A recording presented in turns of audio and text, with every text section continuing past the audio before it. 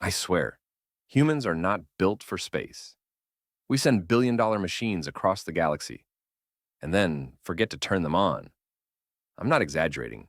NASA literally built a Mars lander, launched it, flew it millions of miles through space, landed it perfectly, and then realized it never powered up. That's not failure.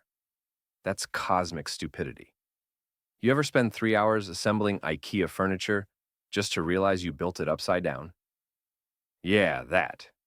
But with $1 billion and international news coverage. So check it. This was supposed to be one of NASA's proudest missions, the Mars Polar Lander. Late 90s. They hyped this thing up like it was the Beyoncé of space probes. Brand new tech, high-end sensors, color cameras, the works. And after years of testing, meetings, coffee, and stress, they finally launch it. Everything goes great. Launch perfect. Travel flawless. The thing reaches Mars, starts descending, and then silence. Gone. No signal, no data. Just Mars saying, nah, fam. Not today. NASA's sitting there in mission control like, did it land? Maybe.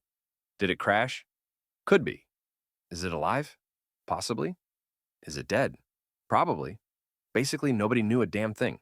They sent commands. No response. They waited hours, days, nothing. It was like texting your ex after you see they've been online. And the reason, you ready? They forgot to turn on the landing sensors. I can't make this up. $1 billion robot yeeted itself into Mars because someone forgot to flip a switch. That's not rocket science. That's, bro, plug it in. NASA blamed a software error. But we all know what that means. Somebody messed up and they didn't want to name names. You know that meeting was brutal. Full room, PowerPoint slides, one guy sweating bullets. Team, it seems the sensors were inactive. And you just know some manager was like, inactive? As in off, off, off? Yes. You're fired in 2 galaxies. But let's be honest, we've all done it. You ever forget to charge your phone overnight? You wake up at 3% like it's a countdown to doom. Now imagine that feeling, but your phone is $1 billion robot on another planet. They didn't even get a crash photo. No video, no data, nothing. Just pure radio silence. NASA was like, we're confident it landed safely. Then they checked again and said, actually, it probably exploded. You know how they figured it out? Months later, they realized the software thought it had landed too early. It shut the engines off 40 meters above the surface. So, it basically face-planted into Mars at 50 miles per hour. Brother, this is why you double-check your code. This thing didn't even make it to touchdown. It died mid-air, like a stunt gone wrong. The last thing it probably thought was, wait, I'm not on the ground. Boom. And you know the Mars rovers are just sitting there, watching like, y'all really sent $1 billion kamikaze? The aliens on Mars probably built a museum around it. Here lies the Earthlings' finest achievement, a robot that forgot to wake up. But it gets worse. They actually lost 2 missions that year. Yeah, the Mars Climate Orbiter. Remember that one that crashed because of metric conversion? That happened just before this one. 2 back-to-back billion-dollar disasters. NASA's 1999 was basically one long oops. Imagine the Christmas party that year. So, what did you work on? Oh, me? I crashed Mars. Twice Congress was pissed. Taxpayers were pissed. Even the janitor at NASA was like, y'all need Jesus and calculators. They had to hold a press conference. And you know NASA always tries to sound smart when they mess up. We experienced a loss of signal due to an unexpected vehicle anomaly. No, you forgot to turn the damn thing on. Meanwhile, in some alternate universe, that lander probably did survive. Just sitting there in the Martian dust, whispering, hello, is anyone there? For 20 years.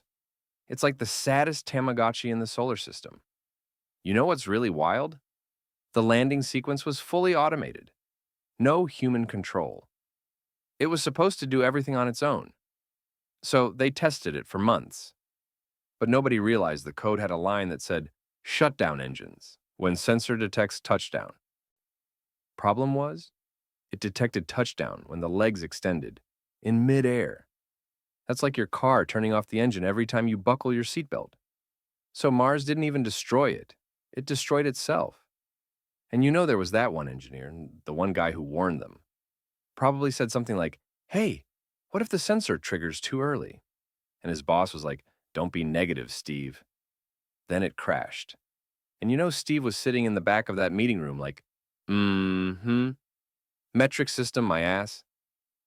NASA's recovery plan was basically, we'll do better next time. Yeah, that's what they said last time. At this point, Mars probably has a pile of NASA stuff at the bottom of a crater like, yo, stop sending me junk. There's rovers, probes, landers, parachutes. It's a whole graveyard up there. They should rename it Red Planet. Lost and found. Here's the funny part. Every time NASA fails, they still find a way to make it sound heroic. Even in failure, we learn. Yeah, but can you learn cheaper? They lost $327 million on that mission. For that price, you could buy 327 Lamborghinis and crash one every day for a year and still come out ahead. And you know what they did after that? They sent another lander called Phoenix in 2008. They made sure that one turned on. Triple-checked every wire, every sensor, every piece of code. When it finally landed, you could hear NASA breathe for the first time in a decade. One guy even said, "We're alive." That's how you know your job's stressful, when success means we didn't crash. Honestly, I respect them, though, because that's some get knocked down, get back up energy. They failed twice, but they still went back to Mars, because that's what we do as humans. We mess up spectacularly, then act like it was part of the plan. But it's also hilarious, because the same species that forgets where it parked its car thought it could perfectly land a robot on another planet. That's confidence. That's delusion. That's humanity. And I think that's what makes these stories beautiful. We're just out here in the void, throwing expensive toys at Mars and hoping for the best. We make billion-dollar mistakes, shrug, and say, "Science!" We don't quit, though. We don't stop. We crash, we burn, we short-circuit, and then we build another one. Because one day, we're going to land on Mars for real.